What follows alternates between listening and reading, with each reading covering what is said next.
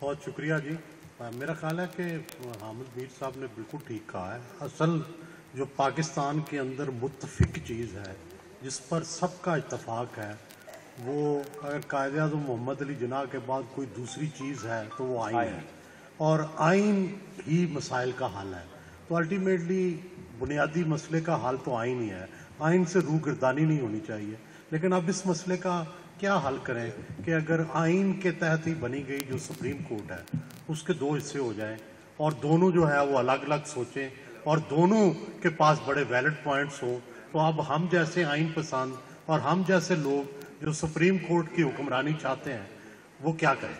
ظاہر ہے ہم بھی ڈیوائیڈ ہو جائیں گے.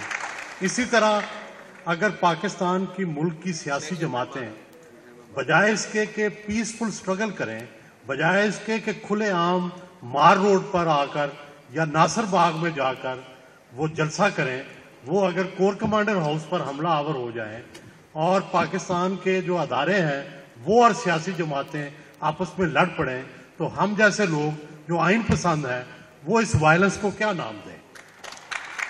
تو پرابلم یہ ہے کہ ہم ایسے مسائل میں گھرے ہوئے ہیں کہ پاکستان میں کہتے ہیں کہ دنیا میں یہ ہے کہ دنیا سبق سیکھتی رہی ہے.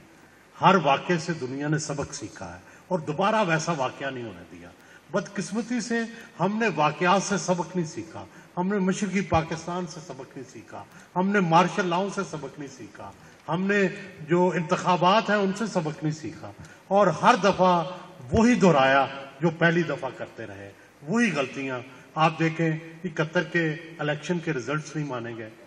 عوامی لیگ جو تھی وہ سب سے پاپولر پارٹی تھی, نہیں اس کو اقتدار دیا بلکہ 1.5 سال پیپلز پارٹی کو بھی اقتدار نہیں دیا, اور جب دیا تو GHQ کے اندر جا کر بھٹو کو چیف مارشل ایڈمنسٹریٹر کی حیثیت سے جو ہے انتقال اقتدار ہوا, ایز وزیر اعظم نہیں انہیں اس وقت بنایا گیا.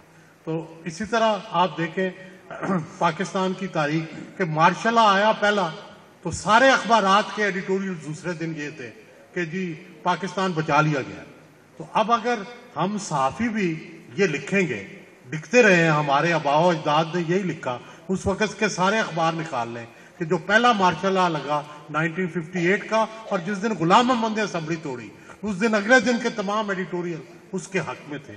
تو جب یہ کردار ہوگا, جب عدلیہ کا یہ کردار ہوگا کہ جسٹس منیر سے لے کے جسٹس ثاقب نثار تک سیاستدانوں کو ہی مورد الزام ٹھہرائیں گے اور سیاستدانوں کو ہی نائل قرار دیں گے اور اسمبلیوں کو بحال کرنے کی بجائے کالعدم قرار دیں گے, تو اس وقت آپ کیا توقع کریں گے کہ جن سے توقع ہے وہی پوری نہیں ہو رہی.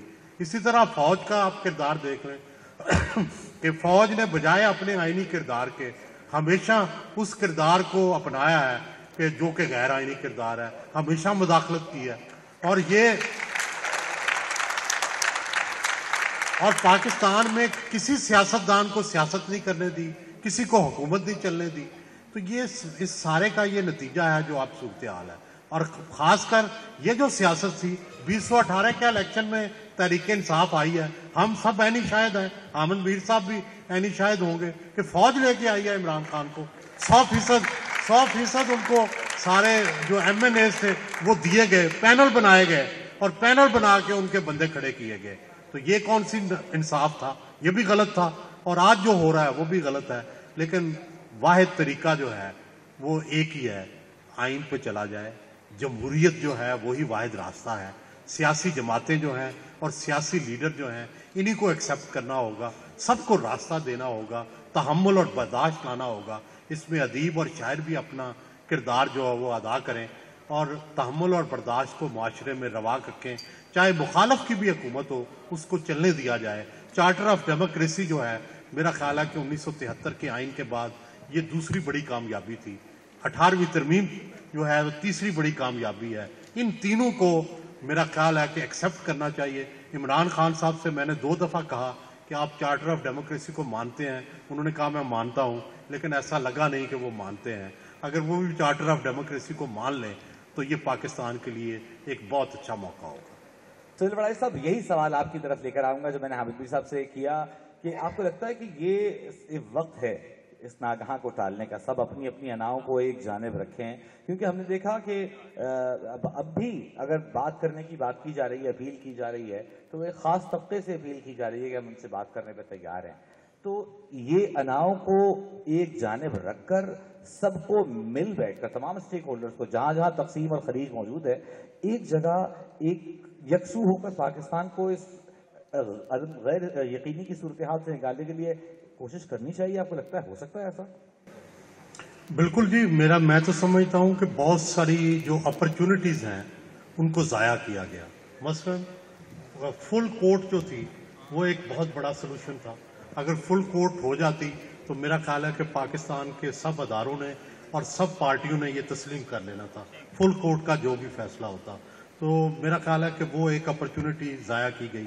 دوسری اپرچونٹی پولیٹیکل ڈائلاگ کی تھی کہ جب سیاسی جماعتیں بیٹھیں تو ان کو اگر یہ کنسنسس کر لیتی ہیں اپنی سیاسی چیزوں پر، اور ایک دن کے الیکشن پر تو اتفاق ہو گیا، ڈیٹ پر اتفاق نہ ہو سکا، اگر یہ ہو جاتا تو پھر بھی پاکستان کا مسئلہ حل ہو جاتا.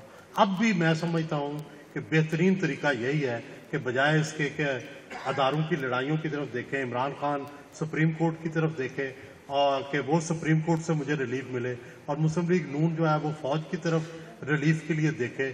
اس کی بجائے پولیٹیکل پارٹیز ڈائلاگ کر کے اگر کنسنسس کریں، پولیٹیکل کنسنسس کریں، جس طرح چارٹر آف ڈیموکریسی ہوا، جس طرح 18ویں ترمیم ہوئی، اس طرح کیا الیکشن ڈیٹ پر اتفاق نہیں ہو سکتا؟ اگر الیکشن ڈیٹ پر اتفاق ہو جائے تو سب مسئلے کا حل ہو جائے. میرا خیال ہے کہ اپنی اپنی جگہ پر سب کو اپنے اپنے اداروں کو، اپنے اپنے سیٹ اپ کو ٹھیک کرنا چاہیے. سپریم کورٹ کو ظاہر ہے کسی اور کو مداخلت نہیں کرنی چاہیے. چیف جسٹس صاحب کو ہی چاہیے کہ اپنے ادارے کے اندر یہ جو اختلاف رائے ہے اس کو ریزالو کریں اور کوئی متفقہ پالیسی بنائیں. اور اسی طرح جو پولیٹیکل پارٹیز ہیں ان کو انیشیٹو لینا چاہیے. بالکل گورنمنٹ کو پہل کرنی چاہیے، گورنمنٹ کو بلکہ لچک دکھانی چاہیے. اب تو وقت بھی کوئی نہیں رہ گیا، الیکشن ہر صورت ہونے ہیں، اور جو ہے اس کے لیے آپ نے کیئر ٹیکر گورنمنٹ بھی بنانی ہے، پھر اپوزیشن سے آپ کے مذاکرات ہونے ہیں. تو آپ اس میں جلدی کریں اور جو پولیٹیکل ڈائلاگ ہے اس کے ذریعے ایک کنسنسس تک پہنچیں. الیکشن پوسٹ پون بھی نہیں ہو سکتے، کوئی راستہ نہیں ہے. ماضوہ اس کے کہ آپ سپریم کورٹ سے کوئی ایکسٹینشن لیں، اور مجھے نہیں لگتا کہ سپریم کورٹ کوئی اس بارے میں لچک دکھائے گی. تو جب کوئی راستہ ہی نہیں ہے تو اب ایک واحد راستہ پولیٹیکل ڈائلاگ ہے. اب تو آہستہ آہستہ اس کی طرف دھکیلے جا رہے ہیں. تو میرا خیال ہے کہ پولیٹیکل ڈائلاگ کیا جائے. شہباز شریف صاحب جو ہیں ان کی یہ ذمہ داری ہے، جیسے فواز حسن فواز صاحب نے کہا کہ وہ پولیٹیکل ڈائلاگ انیشیٹ کریں، انیشیٹ کر کے ایک ایسی ٹیم بنائیں جو سیریسلی ڈائلاگ کرے، اور پھر لچک دکھا کر دونوں پارٹیاں جو ہیں وہ ایک کنسنسس پر پہنچیں. یہی معاملات کو حل کرنے کا واحد طریقہ ہے.